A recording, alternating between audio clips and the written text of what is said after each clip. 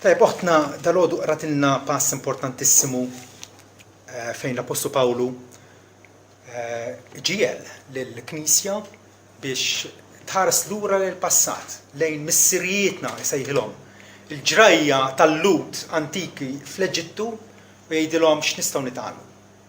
Bażikament, fil-qosor jgħidilhom li dawn kienu nies privileġġjati li kienu mifdija minn Mosè, ħarġu, qasmu l-Baħar l-Aħmar, għallathom il-manna, ħaħsiebhom, frattant ħafna minnhom waqgħu fid-deżert. Alla ġudikhom mingħajr ma wassalhom fl-art imwiegħda. Kienu privileġġjati u m'għamlux użu tajjeb mill-privileġġi tagħhom. Isemmi kif dawn in-nies waqgħu għalkemm kienu mwissija, waqgħu fil-xewqat ħżiena ta' qalbhom, waqgħu fl-idolatrija, waqgħu fiż-żena, ġarbu lil Kristu, gergru. U Pawlu fl-aħħar jgħid dawn il-ħwejjeġ kollha ġrawlhom b'eżempju. Huma eżempju għalina. Tinnotaw x'għamel l-Apostlu Pawlu li kellhom il-ktieb tal-istorja tal-Knisja antika u qed jgħidulhom tgħallmu mill-istorja tal-Knisja. Tgħallmu minn dak li ġara fil-passat biex ma tirrepetuhx. Huma miktubin bħala twiddiba għalina. Aħna l-fuqna wasal it-tmiem ta' żminijiet. Twiddiba, ammonizzjoni, avviż. Avviż minn qabel. Naraw fit-toroq tagħna fejn jkun hemm il-periklu li poġġu il-sinjal biex inti tkun afżat sabiex ma tkorrix. U li għamilna l-erba li għaddew, forsi mhux kollha kemm intom kontu hawnhekk, rajna f'panorama l-istorja ta' 15-il seklu minn xiex għaddiet il-Knisja. Tajjeb, il-Knisja tat-Testament il-Qadim hemmhekk Luqa beda biex kitiba fl-Atti tal-Apostli l-ewwel 30 sena, tajjeb, u issa aħna rridu nkomplu dik l-istorja. Tajjeb, u għaddew ħafna ġenerazzjonijiet, nistgħu nħarsu lura għandna il-warrant tal-Apostlu Pawlu, tgħallmu mill-passat ħalli ma tirrepetux l-istess żbalji. Tajjeb, kienet ovvjament panorama ġrejnija b'ġirja sfrenata vera, u laqqas biss grifna il-wiċċ tal-istorja. Imma għall-inqas ħriġna ċertu fatturi saljenti l-avvenimenti importanti, tajjeb, illi fl-aħħar mill-aħħar nistgħu nisiltu issa lezzjonijiet relevanti għalina llum. Meta tħares lura u titgħallem il-passat tkun preparat ħafna aħjar għal ġejjieni. U dak li se nagħmlu llum. Se nikkonċentraw però fuq lezzjonijiet negattivi dit-darba. Lezzjonijiet negattivi. U mingħajr ma kkunsaltajt xejn kważi għadt x'nitgħallmu minn din l-istorja illi għadni kif irrakkontajta lil ħuti fil-Knisja. U bdew jiġu ħafna lezzjonijiet u rranġajthom f'ċertu ordni u naħseb jiena l-ewwel waħda li rrid insemmija li appena l-Knisja titlaq jew titraskura il-pedament tal-Iskrittura mqazza. Tiżbalja. Ir-raġuni tagħna mhijiex biżżejjed. Il-konċilji mhumiex biżżejjed. Is-sinodi mhumiex biżżejjed. Jekk m'aħniex imsejsin fis-sod fuq il-kelma t'Alla, mhux biss niżbaljaw, imma anke nikkommettu oxxenitajiet f'isem Kristu. U dak huwa proprjament li ġara. Ħansemmi żewġ affarijiet biss. Il-kruċjati. Bliema raġunament jew bliema warrant tal-Iskrittura jaslu dawn in-nies tal-antik illi ripetutament mhux kruċjata waħda, 9-10 kruċjata wkoll kontra aħwa Kristjani illi ma kinux Kattoliċi Rumani, l-Albiġiżi. Bliema raġunament. Il-Knisja nsiet anke tagħlim bażiku fil-Vanġelu fejn meta Pietru rid jagħmilha tal-eroj fil-Lord tal-Ġetsemani u ħareġ is-sejf sabiex jattakka lill-għedewwa. Ġesu qallu daħħal lura s-sejf fil-għan tiegħu għax kull min jaqbad is-sejf, bis-sejf jinqered. Ma il-Knisja fl-Antik insiet anke tagħlim elementari. Anke tagħlim elementari. Għamlu huma għar ma ħasbux li ħna orrif biżżejjed mingħajr ma nkunu protetti mill-Iskrittura illi ma nagħmluhx aħna wkoll. Iva, aħna soldati ta' Kristu. Iva, aħna ingaġġati f'battalja, però mhux kontra il-Musulmani jew kontra nies illi ma jaqblux magħna. L-għedewwa tagħna huma l-prinċipati u s-setat. Id-demonji, ix-xitan, illi bil-makakkerija tiegħu, b'mod malin, bl-erezija, bit-tagħlim falz tiegħu, ifittex illi jerri s-saħħa tagħna. Pawlu jgħidilna mill-bqija ħuti, saħħu fil-mulej u fil-qawwa tas-seta tiegħu, ilbsu l-armatura kollha tal-Alla sabiex kunu kapaċi żommu kontra it-tnassis tax-xitan, għax aħna ma niġġildux kontra l-laħam u d-demm, imma kemm il-Knisja ġġieldet kontra l-laħam u d-demm. Il-Knisja, u qed ngħid allura il-Kristjaniżmu, huwa ħati illi xerret id-demm ta' miljuni ta' nies. Miljuni ta' nies.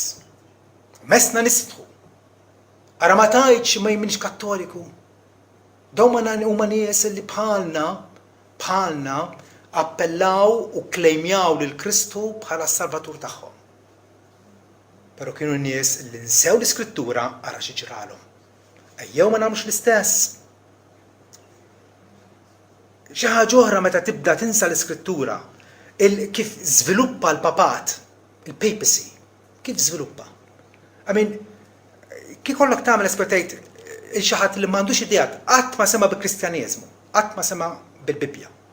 U tieħ kopja tat-Testament il-ġdid. U tgħidu aqrah bilha għal 3 darbiet. U mbagħad jaqrah saqsi l-mistoqsija. Min huwa l-kap? Min huwa r-ras tal-Knisja? U jgħidlek ovvjament Ġesu Kristu. Hemm xi ħadd ieħor li huwa kap? Hemm xi ħadd ieħor. Rajtu 3 darbiet jiena. Imma Ġesu ħalla xi ħadd biex ikun kap viżibbli tal-Knisja tiegħu. Nassigurakom illi mhuwiex hemm. Il-papat żviluppa għal darba oħra il għaliex żviluppa bħala kankru. Ġisem meta jikkankra jibda jikkankra bil-mod. Laqqas biss tinduna.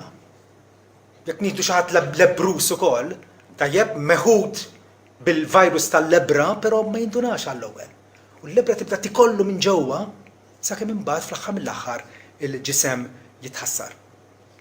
Għalfejn ġara hekk għaliex il-Knisja twarbet mill-pedament tal-Iskrittura.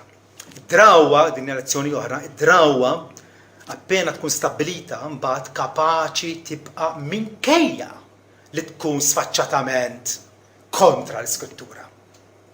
Meta x-xitla għadha xitla tista' taqlaħħa. Induna lajta, ħurriqat tikbellek fil-ġin, aqlaħħa mill-ewwel. Imma jekk inti x-xitla rabbit li ruq imbagħad ħajkun diffiċli ħafna. U l-Kristjaneżmu għal darb'oħra huwa mtaqqal b'ħafna prattiċi illi b'ebda mod ma tista' tiddefendihom l-Iskrittura. Illi l-mexxejja tagħha jkunu ċelebi, ma jiżżewġux. Fil-Medjuevu mbagħad xi papa tajjeb ħareġ il-digrit tiegħu illi l-assisin m'għandhomx jiżżewġu.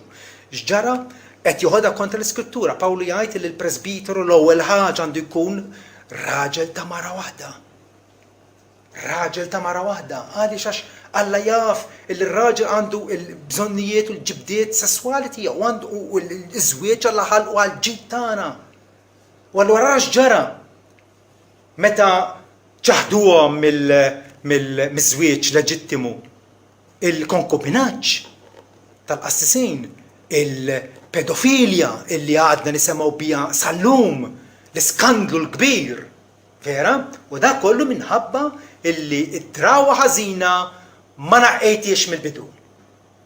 U l-istess ħaġa nistgħu ngħidu għall-użu tal-istatwi, għall-qrar fil-konfessjonarju, l-użu tal-istatwi ġie adottat formalment f'xi seklu 8 kien hemm il-kontroversja ikonoklastika ngħidula fejn il-Knisja inqasmet min jgħid le l-istatwi huma idolatrija, min jgħid iva l-istatwi jgħalmu lill-injoranti min huma bla skola, u finalment ġew aċċettati b'mod in ġenerali.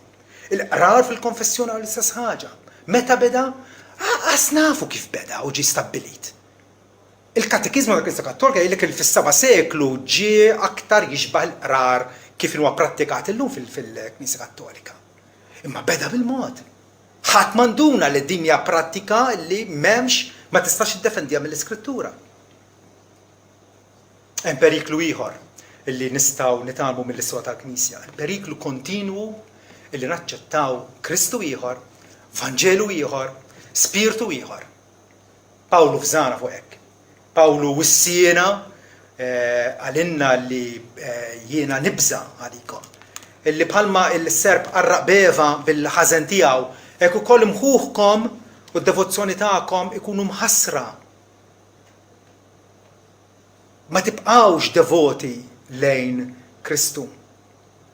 Kristu ieħor, smajna Barjus issa, l-erezjarka li beda jgħid li Ġesu mhuwiex Alla. Huwa maħluq. Il-Knisja ġġieldet dik il-battalja rebħitha sa ċertu punt għaliex l-Arjaniżmu baqa' anke wara, però kemm għandna ħabta li aħna nużaw moħħna flok ma narawx qed tgħid l-Iskrittura. Li wieħed jaqa' l-Vanġelu ieħor minn żmien l-Apostli nfushom il-Galatin. Pawlu brabja fuq u b'dispjaċir kellu jikbilhom ittra mimlija rabja. Kif jista' jkun illi ħallejtu l-Vanġelu tal-Grazzja sabiex tmorru għall-Vanġelu li mhuwiex ieħor. Imma dawk li qegħdin iħawdukom biex jiġbdukom għal magħhom. Kemm huwa faċli. Kemm huwa faċli li nadottaw spiritu ieħor, il-Montaniżmu, smajna bih, vera, li dawn jagħtu l-profeziji tagħhom, il-mirakli tagħhom, illum l-istess ħaġa. Iftaħ il-God Channel, nawguralkom ma tiftħuhx, għax ħlief ereżiji u profeti folozz fih m'hemmx, hemm ħafna tagħlim tajjeb li tistgħu tadattaw. Kellimnikom fuq il-kodba, darba kellimnikom fuq website li nirrikmandawkom. Hemm bżonn toqgħodu attenti. Għalfejn qed ngħidlek. Araw l-istorja, araw x'ġara. Araw x'ġara.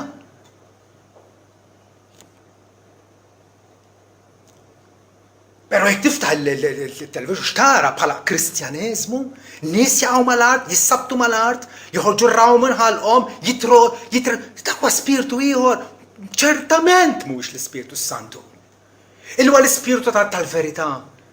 Illi jħajrek, imexxik biex tistudja bil-paċenzja, biex titlob fuq l-Iskrittura mħazza. Ħażhom sod. Ċertament mhuwiex l-Ispiritu Santu u l-Ispiritu tal-Qdusija. Illi jmexxek biex inti taqta' l-vizzijiet, tadotta virtujiet tajbin. Tissir tixbaħ lil sidek Ġesu.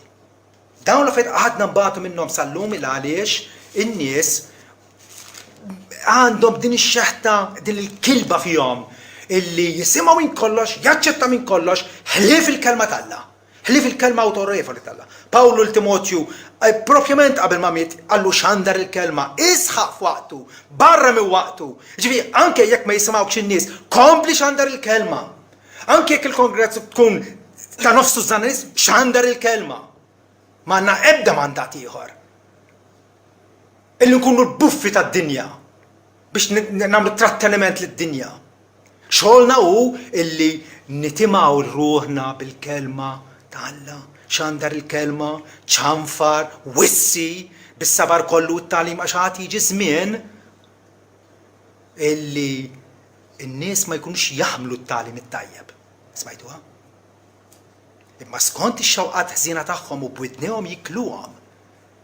Jiġimgħu għalihom dutturi jew għalliema u jdawru widnihom mill-verità u jduru l-ħrejjef. Iduru l-ħrejjef. Itluh fis-sema ta' Marja x'inhu jekk mhux ħrafa Il-purgatorju x'inhu jekk mhuwiex ħrafa. Il-ruxmata stejjer ta' mirakli tal-qaddisin.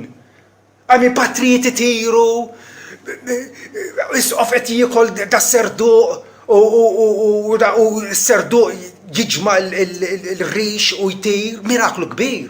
In-nies kienu jemnuhom dawn. Kiedu pjaċir bihom, affarijiet fantastiċi. Basta mhux il-verità tal-Alla.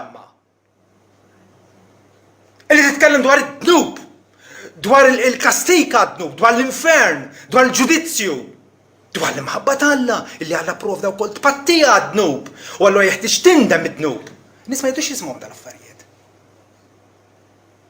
U tnejhom jarxuhom u jridu xi ħadd brixa biex jibqa' jara x'għamlhom. Araw il-Joel Osteen u Joyce Meyer u dawn il-ħafna nies li għandhom following ta' eluf kbar ta' nies. L-iżbalji tal-passat għadhom isiru llum għaliex? Għaliex hemm dan il-periklu li naċċettaw Kristu ieħor, Vanġelu ieħor, Spiritu ieħor. Fejn hemm l-injoranza dwar l-Iskrittura, hemm l-injoranza dwar Kristu.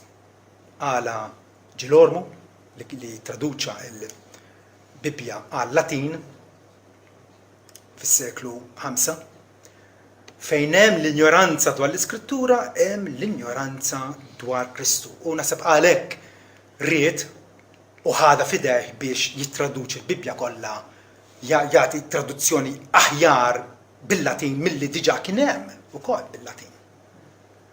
U għamel biċċa xogħol tajba. Pero fejn hemm l-injoranza dwar l-Iskrittura, in-nies minflok l-Iskrittura ċertament u inevitabilment jiddaħlu xi ħaġa oħra.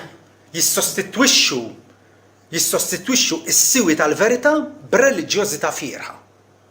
Di rajnija ħafna waqt il-panorama illi rajna l-erba li għaddew purċissjonijiet, festi, pageants, katedrali enormi, arti, mużika sagra, minn kollox adottat il-Knisja, minn kollox.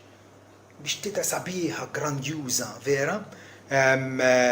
Luteru, meta kien għadu patri fil-konvent Agostinjan, u kien titkellem mal-perjol tiegħu, u l-perjol għallu għat tġennen, għallu x'qed tipprova tagħmel, għallu titneħħilhom dal-affarijiet kollha, l-nies l-indulġenzi u l-affarijiet li qegħdin krozzi qegħdin iserħu titneħħihomlhom kollha? Għallu iva. Għallu jekk neħħolhom kollha, x'ħajibqalhom in-nies? X'ħajibqalhom iħasra? U Luteru jieġbu għallu jibqalhom il-Kristu. Jibqalhom il-Kristu. Għandhom kollox li fil-Kristu.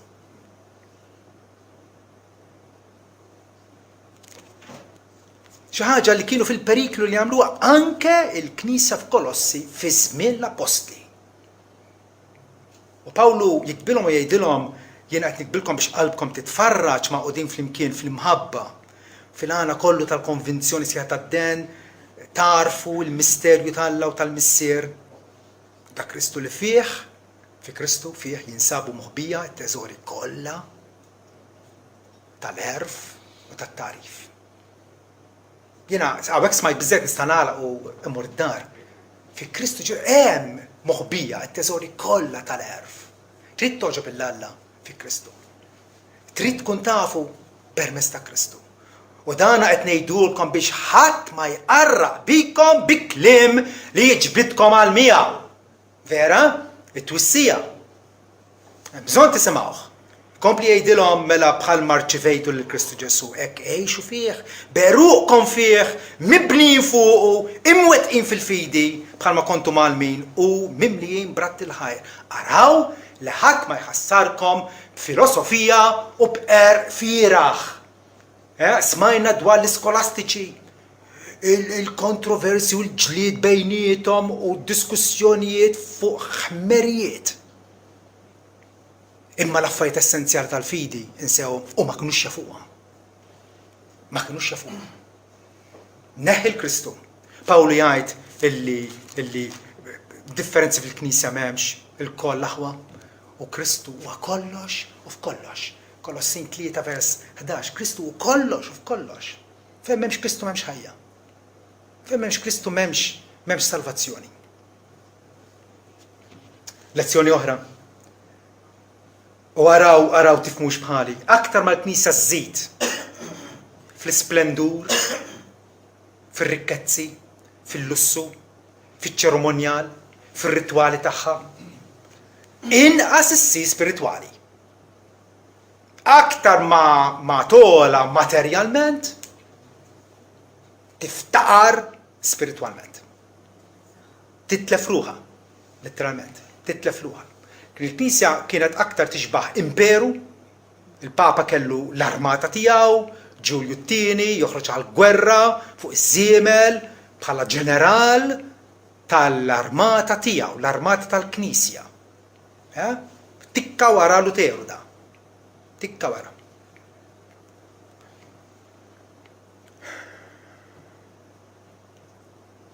Il-Knisja aktar ma żied fil-lussu iva ssir ġisem sabiħ, u rtukjat, u bl-ingravata, u bil-maxta pulita, per ikun katafru f'teput.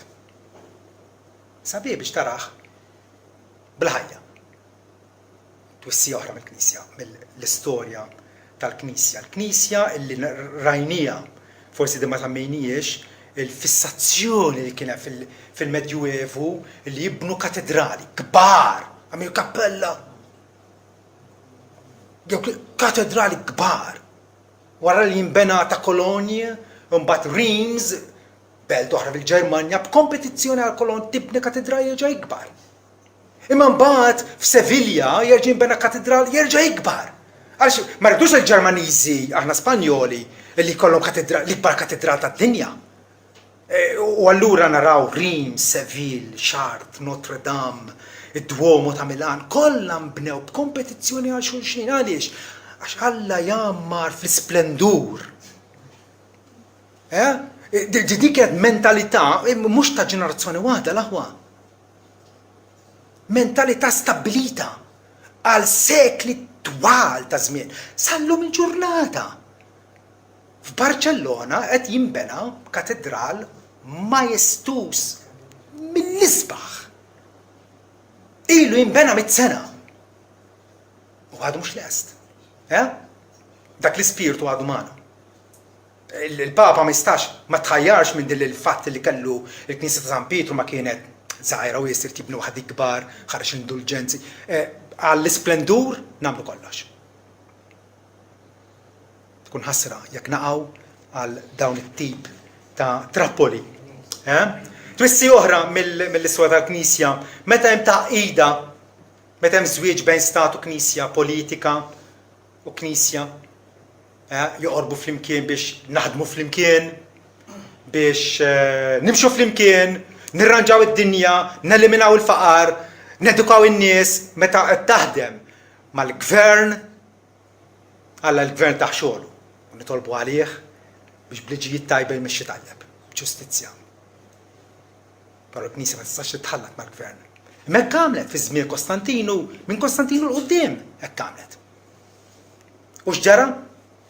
In-namur mad-dinja irrovina l-Knisja. Irrovina. Għaliex għax imbagħad kien l-imperatur illi beda jiddetta fuq il-Knisja.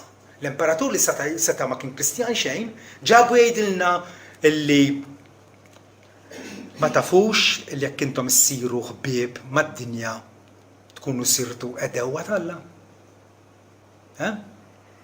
Twissija pertinenti ħafna għalina. Kull ma tinnegozja max-xitan tispiċċa biex titilfu. Għamil kompromess max-xitan, ħanatik din biex inti tagħtini din u tispiċċa li jħoddok din minn ma jtik l-oħra. Dejjem hekk ġara. Dejjem hekk ġara.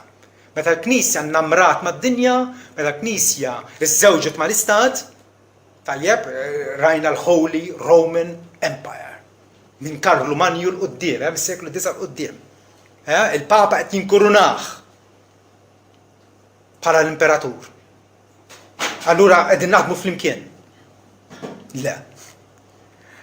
Aħna imexxina Sidna Ġesu Kristu. Mill-Iskrittura mqazza. Permezz tal-Ispiritu ħankunu widnejna miftuħa għax qed jgħidilna. Mhux il-gvern, għalhekk ma nagħmlux marches for Jesus. Għaliex essenzjalment huma turija lill-pajjiż u allura lill-gvern illi rridu leħen, irridu li intom tistmawna, irridu li tagħti kasna, huwa show ta' qawwa illi fl-aħħar marħab. Min taħt impressjona l-ħadd. Ma dak huwa l-ispirtu. Aħna pellegrini f'din id-dinja. Għaddejjin minna.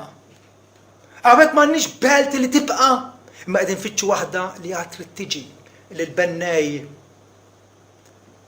u l-arkitett tagħha huwa Alla nnifsu. Ma ħallux id-dinja tamina. Għaliex għax rajna wkoll mill-preżentazzjoni li meta l-Knisja poġġiet fuq it-tron tal-poter politiku, nasab intlaħaq il-qoċċata tiegħu fi żmien Innoċenzju III fis-seklu 13 hemmhekk il-Kristjaniżmu laħaq il-qoċċata tal-arroganza u l-gburija u l-ħażen tiegħu. Meta kien il-Papa sovran fuq is-slaten kollha tal-Ewropa u kulħadd imwarwer minnu. Meta l-Knisja poġġiet fuq it-tron tal-poter politiku u statali, ma rajniex il-fidi Kristjana titrasforma lid-dinja u ġvera. Imma rajna li l-dinja tinfiltra b'mod diżastruż fil-Knisja. Fl-istess żmien anke qabel bdew il-kruċjati, bdiet l-Inkwiżizzjoni.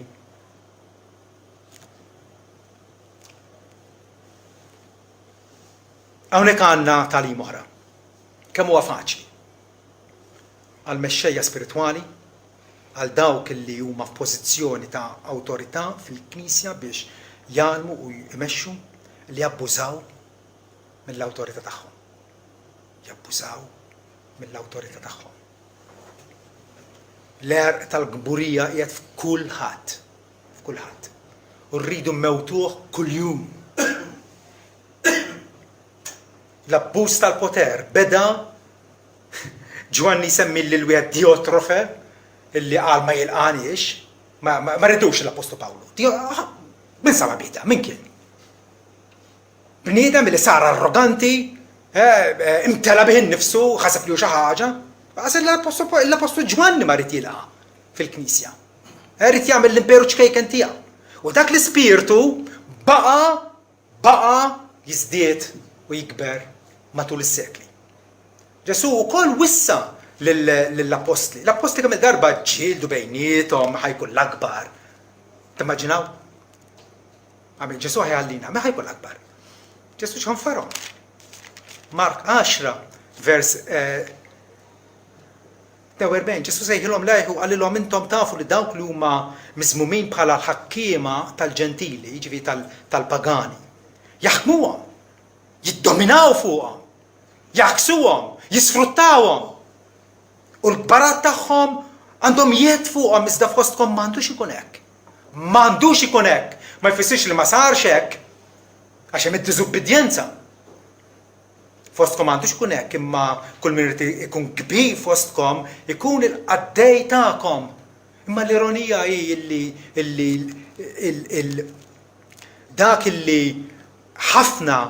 ħafna personaġġi kbar matul l-istorja għarfu l-papat bħala l-Antikrist. Dan il-Papa nnifsu jgħid u jiddeskrivi nnifsu bħala il-qaddej ta' qaddejja talla. B'dik l-arroganza kollha, b'dik il-jiet li huwa arroga għalih innifsu ħadd ma tawlu, imma ħadu għalih innifsu bħala l-kap mhux tal-Knisja kollha, laqas ta' nofsa. Ma rridux ninsew li hemm il-Knisja tal-Lvant, il-Knisja Ortodossa Griega, u anke fil-punent rridu wkoll. Imma, insomma, il-dana il-qaddej tal-qaddejja talla, bil-simonija tiegħu, bil-nepotizmu, bl-iskomuniki, bil-moralità, billi irdoppja li nnifsu. Ma kienx hemm papa wieħed, anke tnejn. tripla li hu nnifsu. Jitlaqqa l-Konċilju ta' Basel, iġelhom jirreżenjaw it-tlieta l-huma għax it-tlieta nkollu jiġġieldu bejniethom u jiskomunikaw xulxin. Waqqagħhom it-tlieta jagħmel ieħor. Dawn huma l-qaddiet Alla.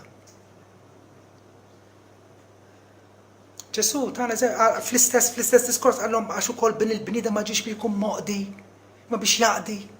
U biex jagħti ħajtu b'fidwa ħafna trid tkun utli, trid tkun mexxej tajjeb għadi. Kun servjent, kun seftur. Tħares lejn il-pożizzjoni tiegħek innifsek. Pawlu qal ma nxandrux lil nfusna. Imma l-Kristu bħala s-sit tagħna u aħna nfusna ma xejn ħlief il-sira għal Ġesu. Intom tafu għaddejja, il-sira jgħid. M'għandu għaddejjat Pawlu. ħlief illi jonora u jxandar il-Kristu bħala s-sit u l-kap tal-Knisja. Pietru wkoll iwissi l-mexxejja l-presbiteri li jenfaskom jgħidilhom iraw il-merla tagħla, tabbużawx minnha, tiddominawx fuqha, kunu eżempju għalija. Il-jun 10 il-Papa li skomunika l-Luteru malli kiseb il-siġġu hekk imsejjaħ ta' Pietru. Issa li ksibna s-siġġu ta' Pietru, ejjew ingawduh.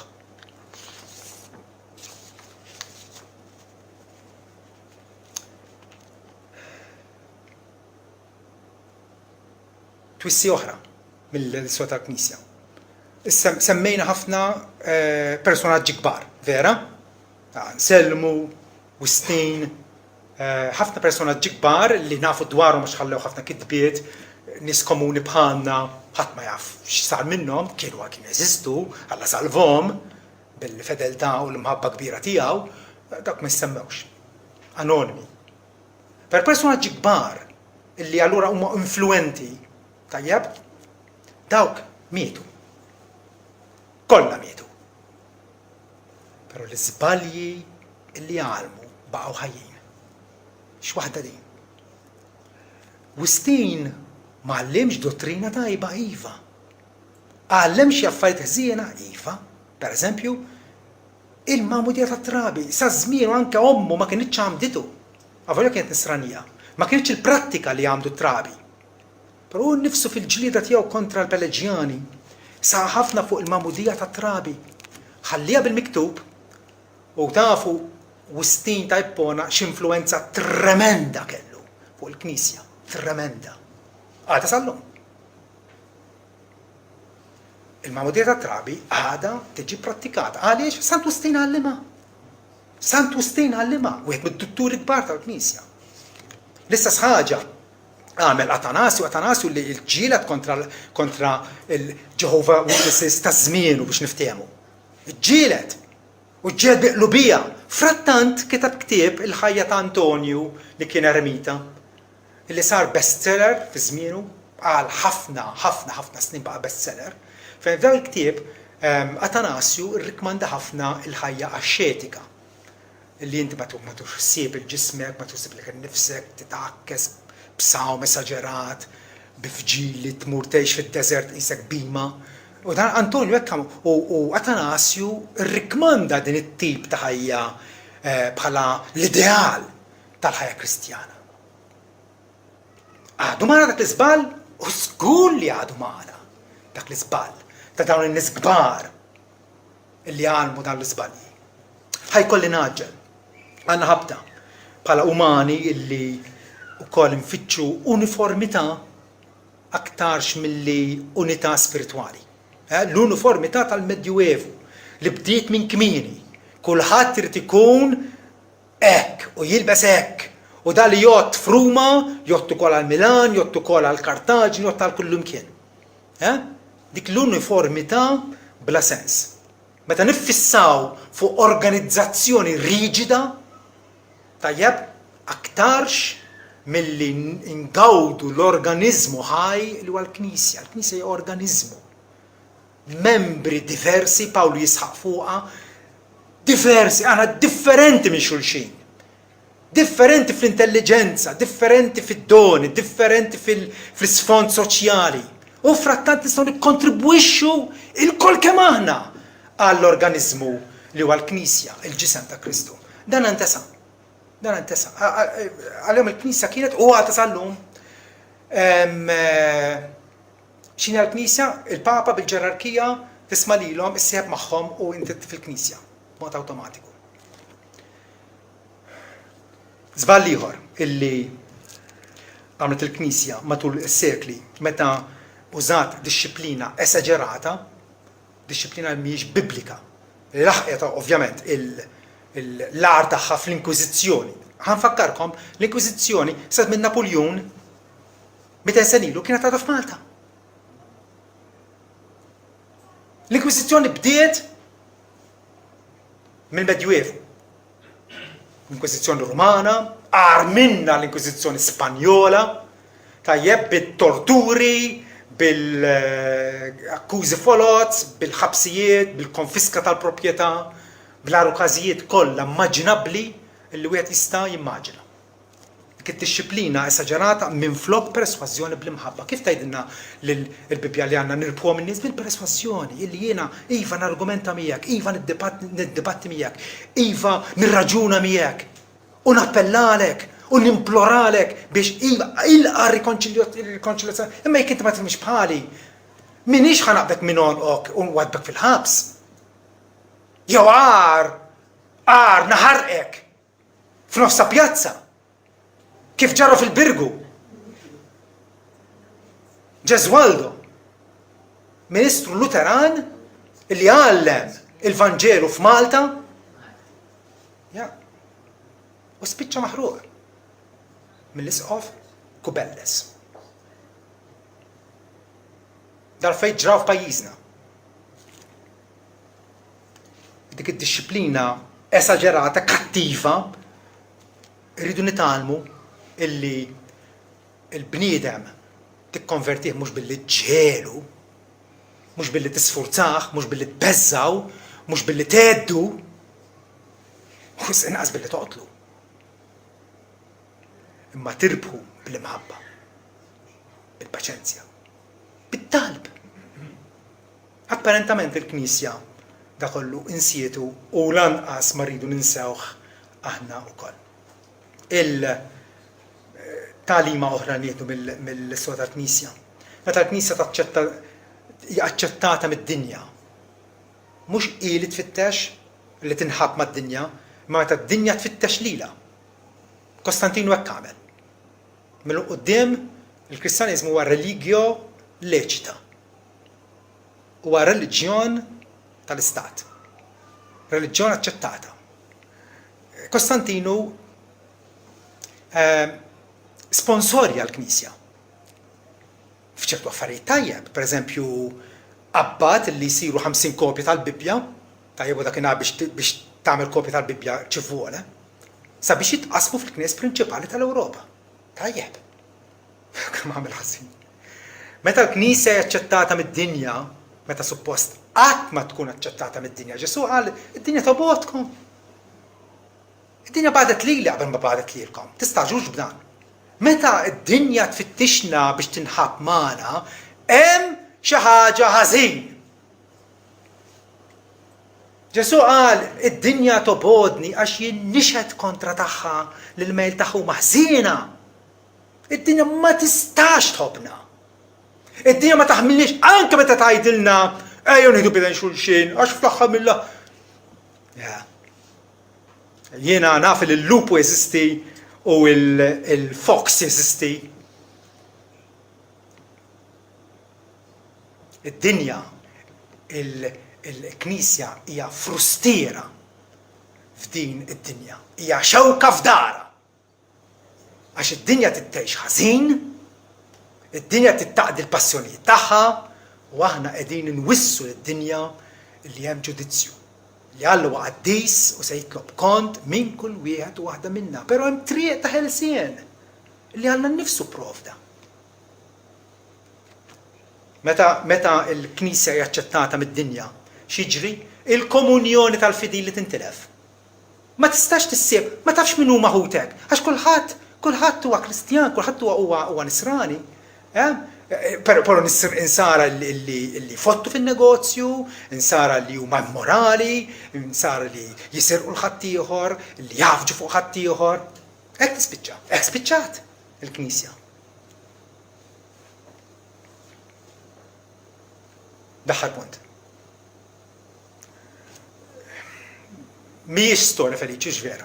L-aħħar kwart tagħha li huwa liżgħet interessanti u l-isbaħ kwart mir-riforma l-qudiem fejn ingħata nifs ġdid fil-Knisja u x'vera stejqien kbir li hawn aħna maħabba dak li stejqien, hawn aħna. Dak ma qasbis rajnieh. Imma milli rajna 15-il seklu rajna li mhix storja feliċi. Sekwit iġġielek tistħi, kultant bikkik. Għaliex? Għaliex il-qerq tal-għadu huwa qalil. Il-qerq tal-għadu huwa qalil. U meta tgħid qerq tkun qed terdaw fis-sistema tiegħek ħaqas biss tinduna. Ħaqas biss tinduna. Għalhekk aħna wissukom. X'taqraw? X'websites titlu? Inwissukom. Għaliex hemm ħafna nies kontradiċenti. Illi ma jimportomx mill-Bibja, ma frattant iżommuha f'idejhom biex jiftħu passaġġ għalihom infushom. Ħalli jagħmluk. Hija battalja spiritwali l-aħħux vera. Pawlu jgħid aħna għalkemm nimxu fil-laħam, ġifieri bnedmin tad-demu l-laħam, għalkemm nimxu fil-laħam ma niggwerrawx kontra l-laħam. Ma niggwerraw skont il-laħam, għax l-armar tal-gwerrar tagħna mhuwiex karnali. Mhuwiex sejf tal-azzar. Mhuwiex gozz injam biex qabbat il-ħadd ħalli jaħarqu. Mhux dak l-armi tagħna, mhumiex karnali għajt imma setanin balla għad-demolizzjoni u għall-irda tal-fortizzi. Neqirdu raġunamenti u kull pretenzjoni li tintrafa l-fuq kontra t-tarif tal-Alla u nikkaptivaw kull ħsieb, naqbdu kull ħsieb għall-ubbidjenza ta' Kristu. Dak huwa xogħolna. Illi l-dinja inħajruha. Il-nies ħbieb tagħna, qraba tagħna ngħidulhom l-aħwa. Ħbieb, hemm awtorità. U jeħtieġlek tagħti kasa. Hija l-awtorità tal-Alla nnifsu, awtorità suprema. Alla tkellem fl-Iskrittura. Jekk inti qed tisma' l-oħra se jkun ir-rovina tiegħek. Pawlu jgħid lil Timotju intibni kun setan fil-grazzja. Ma tawx qalbna, vera? Nistgħu nkunu setanin fil-grazzja li hija fi Kristu Ġesu. Il-ħweġ li smajt minn għandi fil-preżenza ta' ħafna xhieda. Għaddihom lill-irġiel fidili li jkunu kapaċi wkoll jgħalmu l-ħadd ieħor, x'jgħalmuhom l-istess Skrittura. L-istess talim apostoliku. Sofri tbatija miegħi bħala soldat tajjeb ta' Kristu Ġesu. Ebda wieħed li jservi ta' soldat ma jitħabbel fl-affarijiet tad-dinja sabiex joġob il-min ingaġġah, ma knisek ġrala b'mod in ġenerali. Ma semmejniex dak il-ħafna gruppi u movimenti żgħar, umli, il-Petro-Brussjani, il-Valdizi, l-Albiġiżi, l-Arnoldisti, l-Ollardi. Hemm ħafna. Jew kienu żgħar. Kienu Alla jaf bihom ċertament. Per b'mod in ġenerali, il-Knisja tħabblet fl-affarijiet ta' id-dinja. Tħabblet. Infixlet, waqgħet. U għalhekk kien hemm bżonn riforma. U għalla bagħat ir-riforma. U aħna nieħdu pjaċir u nirringrazzaw l-Alla għalija.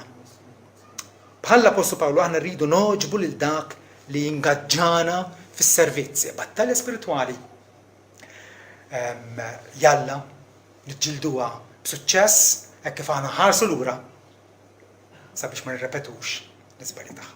George Santayana, ħassieb Amerikan, jgħid min ma jiftakarx il-passat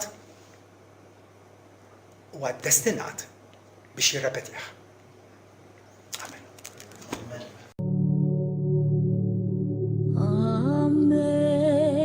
Amazing grace, how sweet.